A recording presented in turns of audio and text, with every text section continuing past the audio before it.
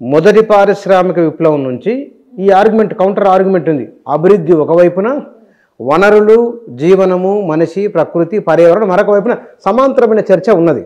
కానీ ఇవాళ ఆధునిక సమాజం ప్రపంచంతో పోటీ పడాలనుకున్నప్పుడు, స్థానికులకు ఉపాధి కావాలనుకున్నప్పుడు, ప్రపంచ మార్కెట్తో పోటీ పడాలనుకున్నప్పుడు ఇవాళ చైనాలో అంత గ్రోత్ ఉందంటే అక్కడ పారిశ్రామికరణ జరిగింది కదా, అక్కడ కొత్త నగరాలు వచ్చినాయి కదా, పెద్ద పెద్ద ఇంకా వేల ఎకరాల సిటీలు కట్టింది అక్కడ.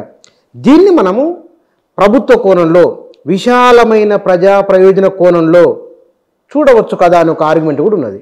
ఇప్పుడు ఏది ఏమైనా అంటే నేను కూడా ఈ అభివృద్ధి అనే కాన్సెప్ట్, డెవలప్మెంట్ ఇష్యూస్ మీదనే నేను పనిచేసిన యాజ్ ఎ జర్నలిస్ట్.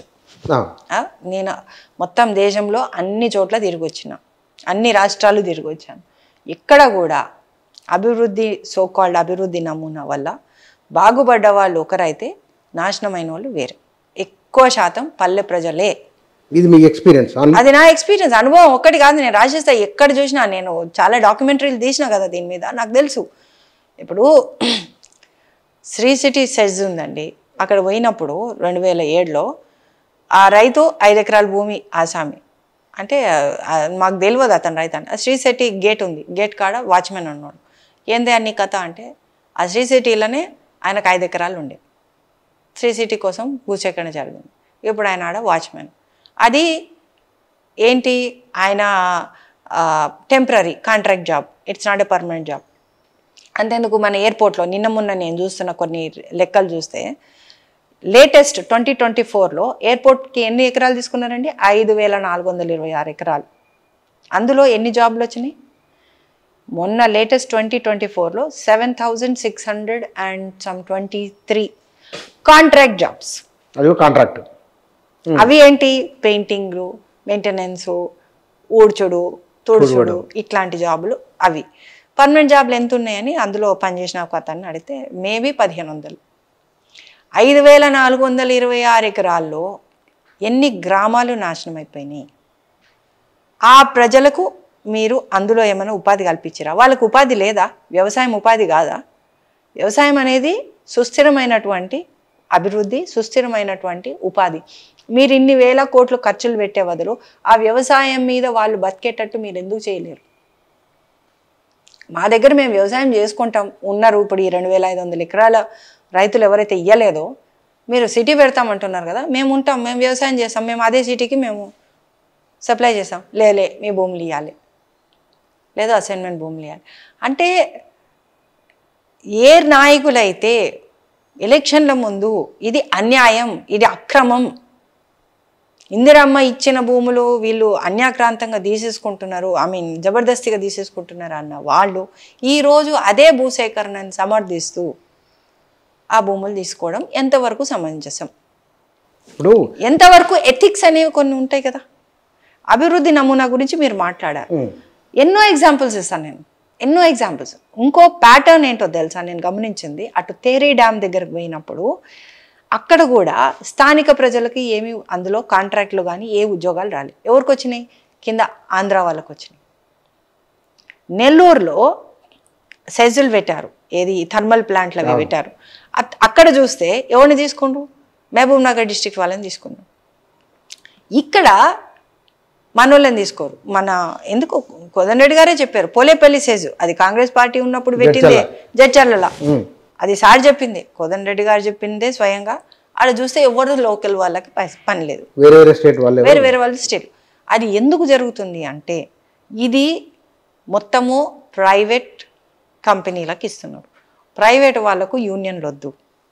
ప్రైవేట్ వాళ్ళు స్థానికులకి ఉద్యోగాలు ఇస్తే వాళ్ళకి రేపొద్దున ఆ స్థానిక బలంతో వాళ్ళు రేపొద్దున ఏమన్నా యూనియన్ ప్రాబ్లమ్స్ క్రియేట్ చేయొచ్చు. కాబట్టి it is a pattern across the country. ఎప్పుడు కూడా స్థానికేతరులనే తీసుకుంటారు తప్ప స్థానికులకు తీసుకోలేదు. ఇప్పుడు ఎయిర్పోర్ట్లో కూడా వాళ్ళు అదే డిమాండ్ చేస్తున్నారు.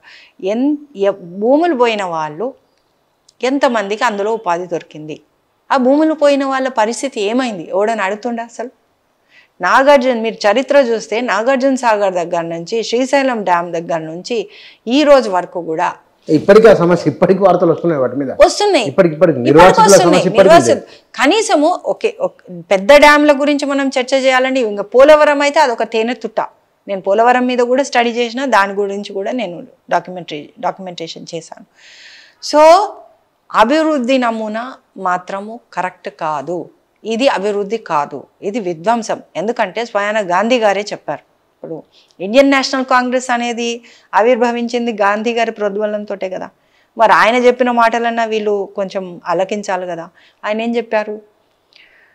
ఒక చిన్న దేశమైనటువంటి ఇంగ్లాండ్ ఈ సో కాల్డ్ అభివృద్ధి అంటే ఏంటి? మీకు ఒక కంఫర్ట్ లెవెల్, సౌకర్యాల విలాసాలు, విలాసవంతమైన ఈ దేశం అంత అభివృద్ధి చెందాల్సి రావడానికి సగం భూమండలాన్ని ఆక్యుపై చేసుకున్నారు. ఇప్పుడు భారతదేశంలో నెహ్రూ గారు అదే మోడల్ని ఫాలో అవుదాం, కాకపోతే సోషలిస్ట్ మోడల్లో ఫాలో అవుదాం అనుకుంటున్నారు. కానీ అది ఇంటర్నల్ కాలనైజేషన్కి దారితీస్తుంది. ఈరోజు మనం చూస్తున్నది ఇంటర్నల్ కాలనైజేషన్ కాదా? కొంతమంది పెద్ద వ్యాపారస్తులు పెద్దగా అయిపోతున్నారు, మిగతా వాళ్ళందరూ కూడా మళ్ళీ బానిస బతుకుల వైపు వెళ్ళిపోతున్నారు. మనము భూస్వామ్య వ్యవస్థను ఇందిరాగాంధీ గారు దాన్ని రద్దు చేసి నిజమైన అభివృద్ధి ప్రజలకు కావాలి అంటే వాళ్ళకి భూమి ఉండాలని ఆమె చాలా దూరదృష్టితోటి భూములు ఇప్పించింది. ఆ భూములు ఇప్పించడం తర్వాత మళ్ళీ ఎన్టీ రామారావు గారు వాళ్ళకు ఎంతో కొంత సాయం చేసి వాళ్ళు పైకి వచ్చేటట్టు చేశారు. ఈరోజు మీరు అదే భూములు లాగేసుకుంటే రేపు పొద్దున పరిస్థితి ఏంటి? అంటే మీరు ఏం చెప్తున్నారు? ఇందిరాగాంధీ గారు దూరదృష్టితోటి స్వయం ఉపాధి, స్వయంగా వాళ్ళ కాళ్ళ మీద వాళ్ళు నిలబడేటట్టు చేయాలని భూమి ఇస్తే, ఈరోజు భూమి తీసేసుకొని మేము మీకు నౌకరీలు ఇస్తామంటున్నారు. ఏం నౌకరీలు ఇస్తారు? ఒకడి కింద పని చేసి వాడిని మోచేతి కింద నీళ్లు తాగమని చెప్తున్నారు. ఎవరైతే స్వావలంబనతో బతుకుతున్న రైతులందరినీ తీసుకుపోయి, నేను ఒకసారి సిబిఐటిలో ఇదే చెప్పిన, ఎవరికి ఇంజనీరింగ్ స్టూడెంట్లు పిలిస్తే, నేను అన్న మీరందరూ చదువుకొని హైటెక్ కూలీలు అవుతారయ్యా, మీ బతుకంతే అన్న. అంటే అదేంది మేడం అట్లా అంటే, అంతే మరి. మీరు అమెరికాలో వాళ్ళు డే టైం పని చేస్తుంటే మీరు రాత్రి మీ నిద్ర చెడగొట్టుకొని పని చేస్తారు. మీరు లీవ్ తీసుకుందామన్నా తీసుకోలేరు. మా ఊర్లో కూలీలు, వ్యవసాయ కూలీలకి ఉన్నంత స్వాతంత్రం ఎవరికి లేదు. నచ్చితే పని చేస్తారు, లేకపోతే మనమే పోయి బతలాడుకోవాలి, రేపు ప్లీజ్ పనికి రాని. అట్లాంటి స్వాతంత్రం ఉందా? సో అభివృద్ధి అంటే ఏంటి? మీరు కేవలము కొన్ని విలాసాలు, మీకు సమ్ కైండ్ ఆఫ్ కంఫర్ట్స్ ఇచ్చి మీకు స్వేచ్ఛ అనేది లేకుండా చేసి మీ బతుకు మీద ఎందుకు బతుకున్నామా అని చెప్పేటటువంటిది అభివృద్ధి. మనిషి అనేవాళ్ళు స్వేచ్ఛ ఇప్పుడు అట్లా అనుకుంటే కనుక సరే డిస్కషన్ అయితే వెళ్తున్నది, కానీ గుహలో ఉండే మనిషి గుహలో ఉండేవాడు. గుహలో కాదండి, మీరు మనకు సంస్కృతి లేకపోయిందా? వెనకటికి మీరు వెనకటికి వెళ్ళిపోతున్నారు అన్నారు. అప్పుడు India was a golden bird. ఎట్లా అయిందండి? ఇప్పుడు మీరు చూడవలసింది ప్రగతి అంటే ఏమిటి? ప్రగతి అంటే మనిషి మేధో సంపత్తి పెంచుకోవడమా? ఇంకా అభివృద్ధి ఒక how do I say lateral development అంటారా? లేదు కేవలము నా దగ్గర ఇన్ని గ్యాడ్జెట్స్ ఉన్నాయి, నాకు ఇంత పెద్ద ఏసీ ఉంది, ఒక బిల్డింగ్ ఉంది, కానీ నా బుర్రలో ఏం లేదు, నేను ఒక మరమనిషిలా తయారవుతున్నా, ఇది అభివృద్ధి?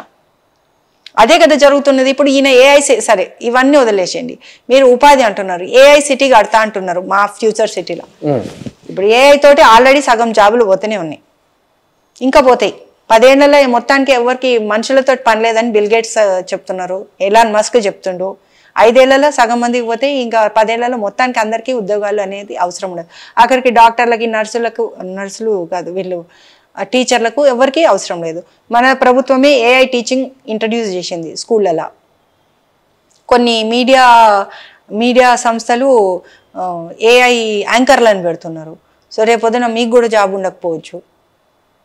అప్పుడు ఏమిటి? అప్పుడు ఎవరు బతుకుతారు? ఎవరి దగ్గర అయితే భూమి ఉందో, ఎవరు పంట పండించుకోగలరో వాళ్ళకే ఉపాధి ఉంటుంది. This is the future. ఈ ఫ్యూచర్లోంచి తీసేసి మనందరినీ బానిసల వైపు నెట్టేస్తున్నదే ఈ సోకాల్డ్ అభివృద్ధి నమూనా. అంటే మీరు బహుశా ఎక్కువ ఊహిస్తున్నారేమో. ఏం ఊహించేదేం లేదు, నడుస్తుందండి, జరుగుతుంది కదా. మొన్ననే ఇప్పుడు ఇక్కడ మా దగ్గర ఆదిబట్లలో ఫాక్స్కాన్ కంపెనీ పెట్టారు అని చాలా పెద్ద ఇదిలో చేస్తున్నారు. వాళ్ళు లేటెస్ట్గా దే రిమూవ్డ్ అబౌట్ 60,000 ఎంప్లాయీస్. ఎక్కడ? I think in China. Amazon 50,000 మందిని తీసేసింది. అమెజాన్లో మొత్తం కూడా ఇప్పుడు